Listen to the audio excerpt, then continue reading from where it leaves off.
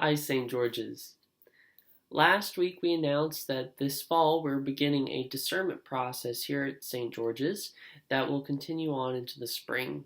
And the purpose of this discernment process is for us to spend some intentional time with God and one another, to reflect on who God has called us to be in the past, who God is calling us to be now, and who God is calling us to be in the future.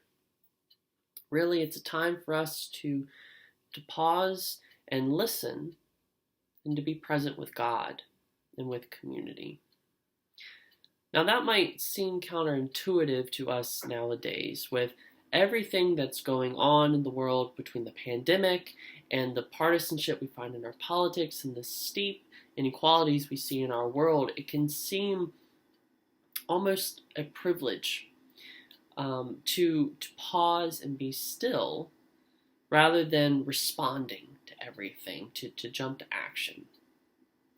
Well, the truth is, I think it's far more easier for us to jump to action. It's hardwired in our brain. When we see a problem, we jump to try and find a way to fix it.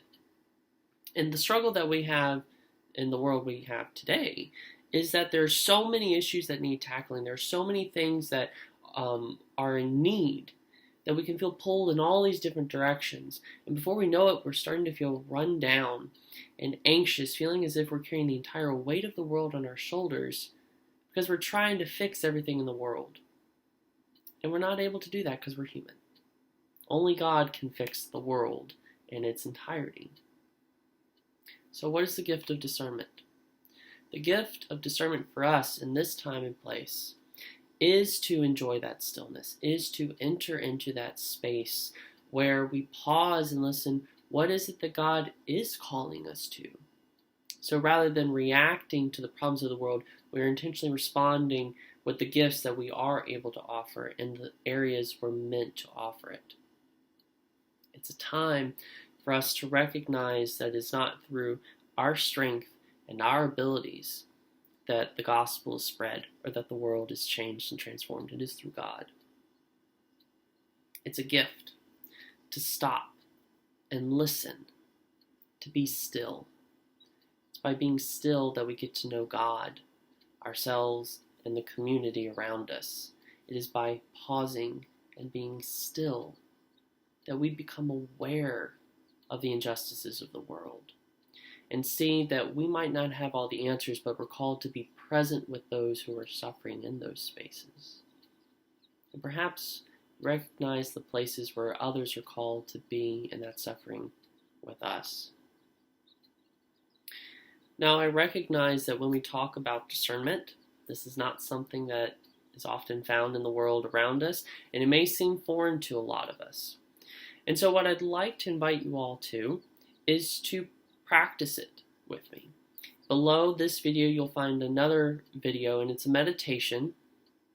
And it's a meditation that I often use within my own discernment, and we used within the discernment group as we prepared the process that we'll go through this fall. And so I invite you to take a little bit of time out of your day this week to sit with that meditation, to be still and silent and truly listen. Listen to what God is inviting you to hear in that scripture passage.